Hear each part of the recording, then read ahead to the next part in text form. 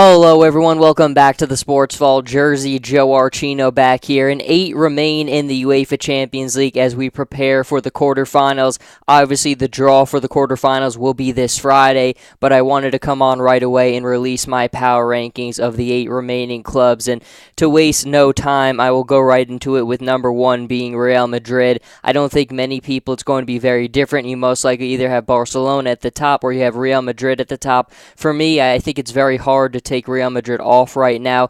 Now, I don't think Real Madrid is going to win the competition again. I just think it's so hard to win back-to-back. We haven't seen anyone do it in so long, and I don't think Real Madrid will do it, but I think right now it's very difficult to take them off of that number 1 spot in the power rankings. You look at them and what they've done so far in this year of the competition: 5 wins, 3 draws, 0 losses.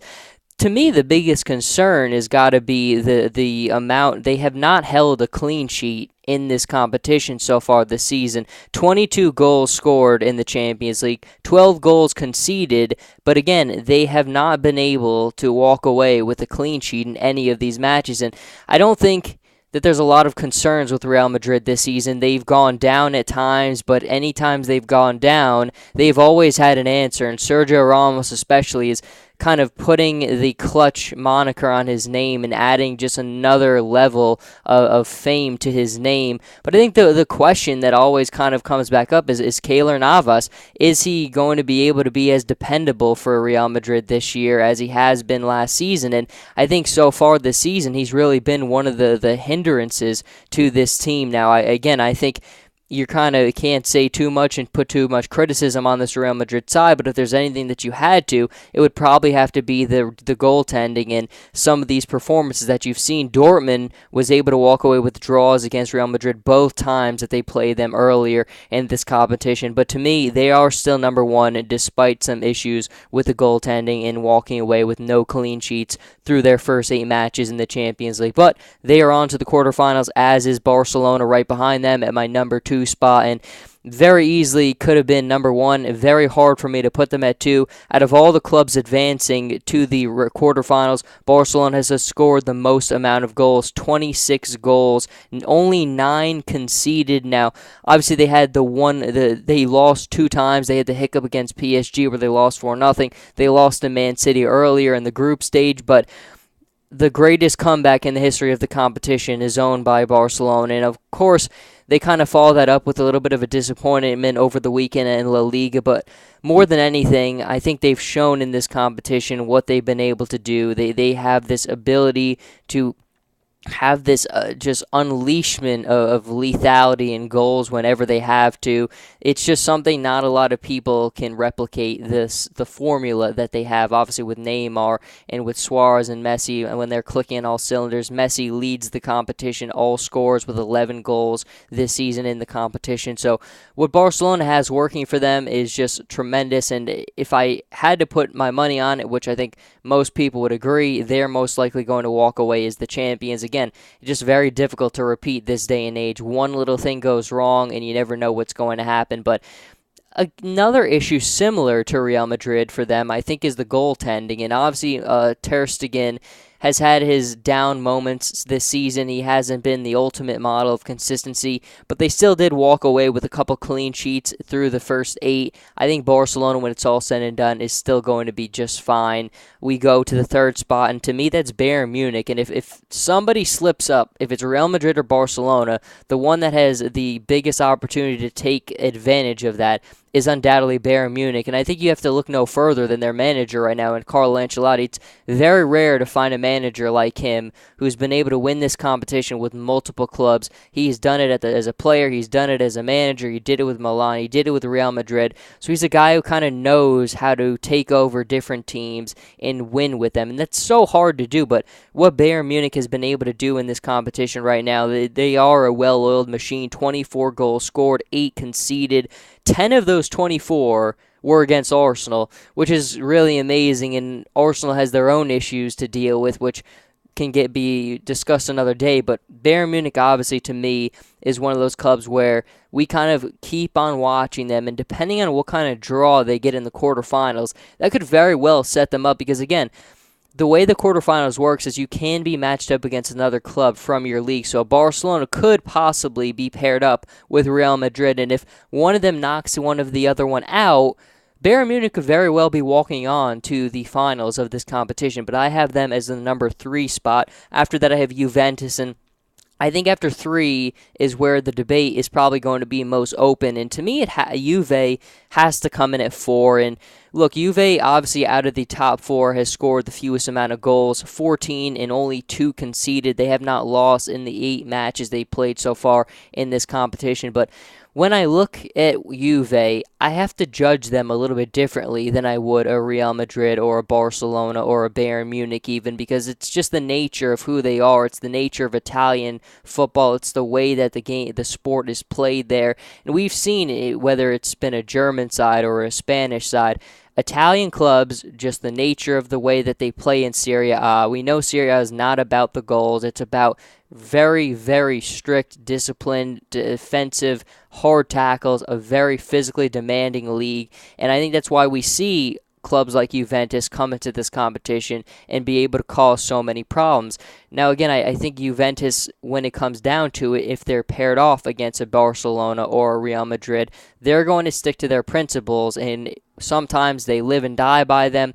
But when I look at Juve, I still think that this club is gaining more momentum in this competition. Massimiliano Allegri has done a really good job, and if you have to judge the top 4 that I've ranked for you respectively, I think there's no question that Juve comes in with the best defense out of all of those clubs. But now we move on a little bit, and I go to the 5th spot, and to me this was kind of tough between Dortmund or Atletico. I went with Atletico at the 5 spot, and I think that's mainly because of what Diego Simeone has been able to do these past few seasons. Of course, he's been to the finals in this competition 2 out of the last 3 years, which I think really says so much. I mean, obviously you had Real Madrid beating Atletico, you had Barcelona winning it the year after that, and then of course after that we had a repeat of the performance that we had with Real Madrid and Atletico. And Atletico comes up short both times, but the model is there. The main pieces have been there, and then, of course, the biggest of the pieces has been Diego Simeone. When I look at what they've done so far, 6 wins, 1 draw, 1 loss,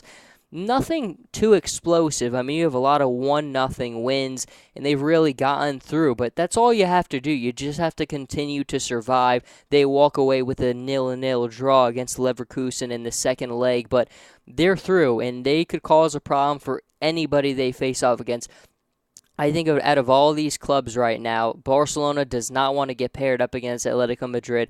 Real Madrid does not want to get paired off against Real Madrid. Against Atletico Madrid. It's a very difficult club to have to go up against, because even if they're having a down year, you always know Diego Simeone is going to make his guys work for everything. They're going to challenge for every ball. They're going to be extremely physical.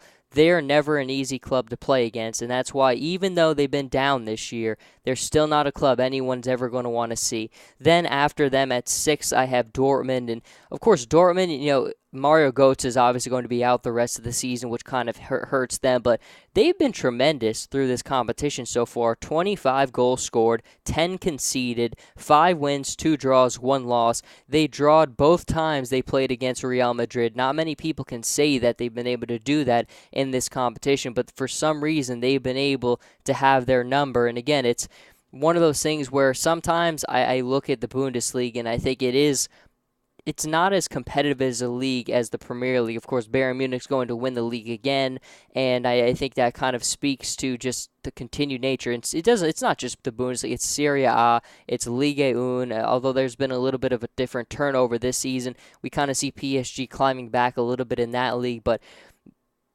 Dortmund is one of those ones where, of course, they have so much talent. The German style is very unique in this competition, and if you're a club from a different area, it's sometimes difficult to match up against, but I still look at Dortmund, and I don't think they're obviously going to reach the finals, but I think, again, kind of like Atletico, it's one where you're kind of holding your breath a little bit if you're going to have to face them. And then we advance to the final 2 of my power rankings. Number 7, AS Monaco, and I think all of us had Manchester City in here, but Monaco pulls off a tremendous upset over Manchester City Football Club. And look, I mean, one of my things I always say is how weak Liga 1 is compared to everyone else, but you look at what they've been able to do. They beat Tottenham both times that they played them, and they beat City in this competition to reach the quarterfinals. So you look at Tottenham, you look at City, those are both top four clubs in the Premier League right now in the table. So Monaco has shown a tremendous ability, but I think you look at the numbers: 15 goals scored, 13 conceded.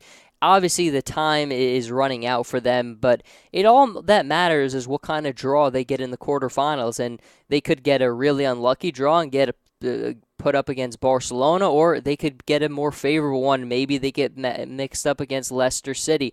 You never know, and I think Monaco is one of those ones where you kind of look at them and what the expectations probably are heading into a competition like this. Reaching the quarterfinals, especially when they had to face off against Man City, and they went toe-to-toe with them, unquestionably. They scored 3 goals against them at the Etihad. Then they go back to their place and they finish things off. They've had a really good run in this competition. And then, of course, in 8th place, it pains me to put them in the 8th place.